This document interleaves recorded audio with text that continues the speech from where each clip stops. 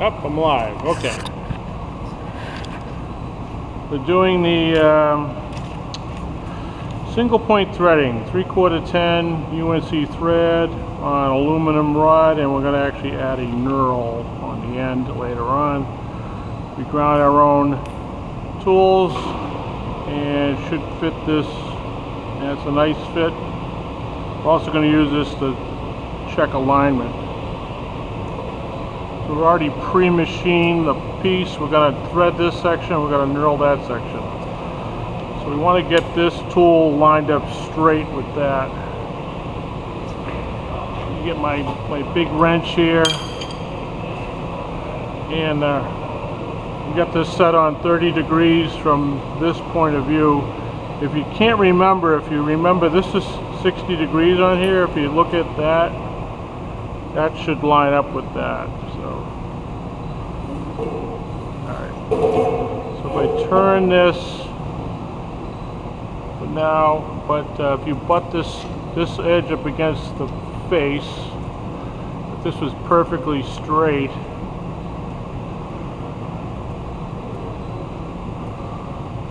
you can align it that way, like that. Then you really want to, let's do the height check first with pinching the scale. Make sure this is on center, and it's high. We want this to be straight up and down, so we're going to have to lower this. I'll lower this down. We got a ways to go.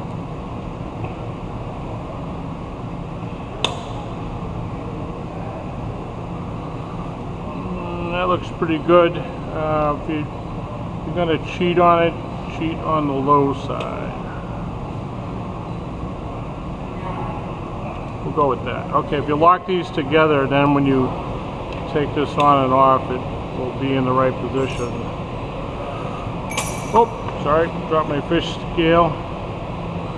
I'm going to check alignment here. Turn my light on. I know the shape is good. I want to make sure it's aligned correctly, because I can fine tune it from here, and I think it's pretty good. Alright, so that's aligned. I'm going to put some Dykem on there. We can get the little dauber, it doesn't matter what color, and glue up the end of this.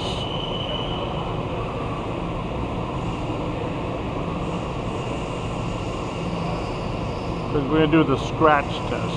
You can put it in neutral and just give it a spin and put some more on.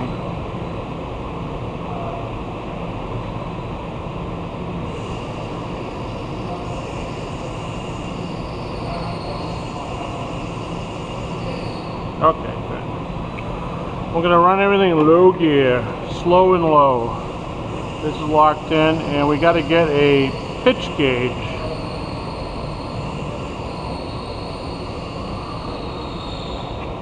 Alright, so we're going to get a pitch gauge. Make sure we get one. It's a 10 pitch. 10. That's fine threads, small threads.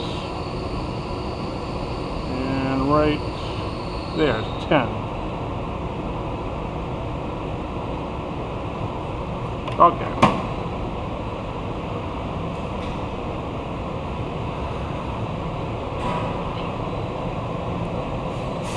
Alright, so all the depth is going to come this way. All you're going to do with this is re-zero it. When you're using the half nut, that's for re-engagement.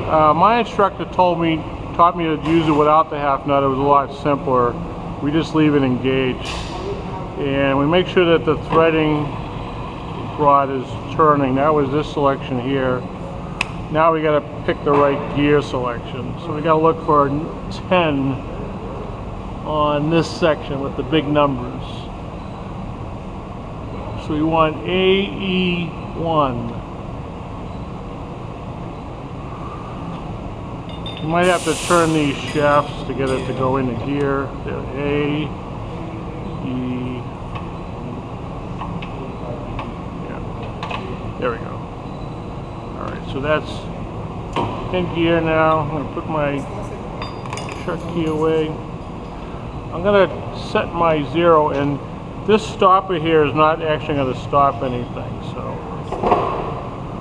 I'm going to preset this to 0. Remember, this has backlash, so I'm going to put this on 0 and make sure I got, probably want to bring it up to about there. Okay. Alright, so I got that on 0. I'm just going to butt this up against the side and call this X0, right? So I'm going to always return X0. All the depth cut's going to be this way. But I'm going to do a practice run, so you got to kind of have all these in a row. You got to engage, go, and then I call it backing up the truck. So the way I was taught is if you put it in a certain number already, and just leave it in there. I'm going to turn it on, and I'm going to go as slow as we can go. Let's go 105. Alright, so this is engaged. It's going to go that way. Start the truck up. I guess I was not engaged, but we must be between gears. So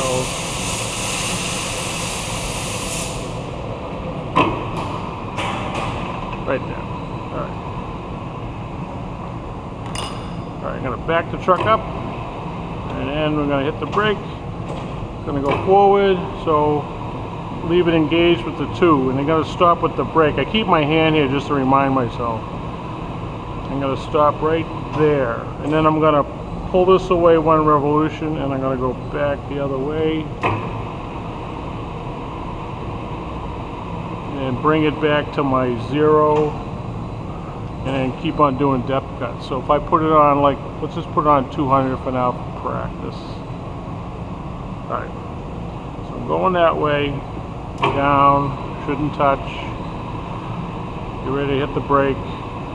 Brake, pull it out of revolution, back the truck up, stop, put this back to the temporary 200, but you're going to be putting it to 0. And then we're going to go in a little bit more, like a couple thousandths, after you did the scratch test. We'll go back this way. Hit the brake, 1 revolution out, back in, just repeat that. If you're using the feed net method, what people are doing are starting it, do the temporary 200 method, right? It would leave us not engaged. It would be powered up. It's just going without being engaged. Then you have to engage it, and you got to remember where you're at. So 4 is engaged, it cuts, and then you can disengage.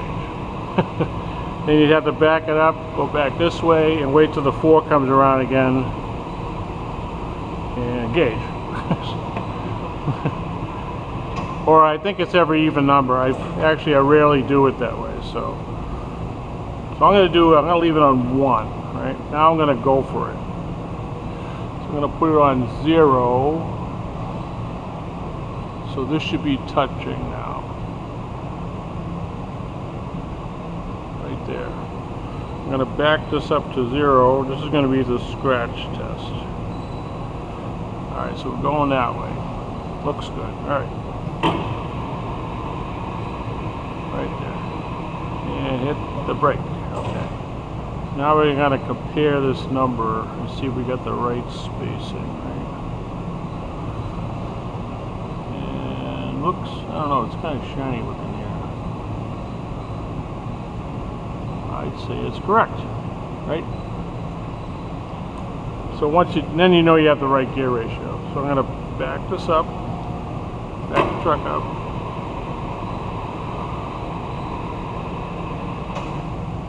This handy,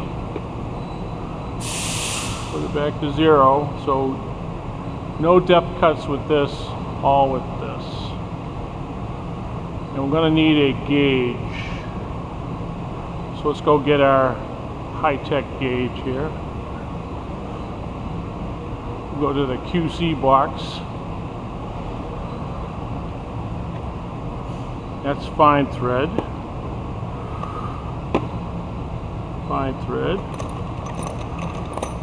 Coarse thread. There we go, right there. So we're going to use that nut as our gauge. Okay.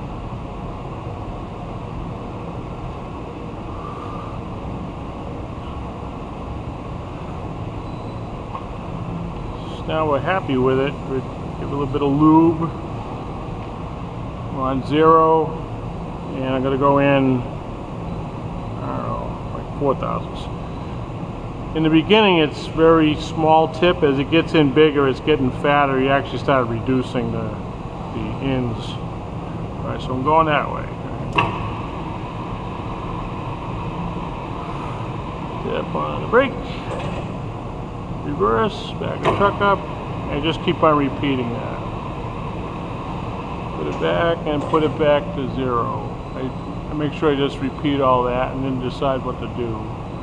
I might have to measure with a thread thing. I might have to bring it out further so I can get the thread on there, or back the saddle on. Alright, so continue on, and you probably end up, I think, around 30 or 40. So 30, 40. yeah. Alright. There's actually a way you can calculate it, but I just keep on taking cuts. So okay. Thank you.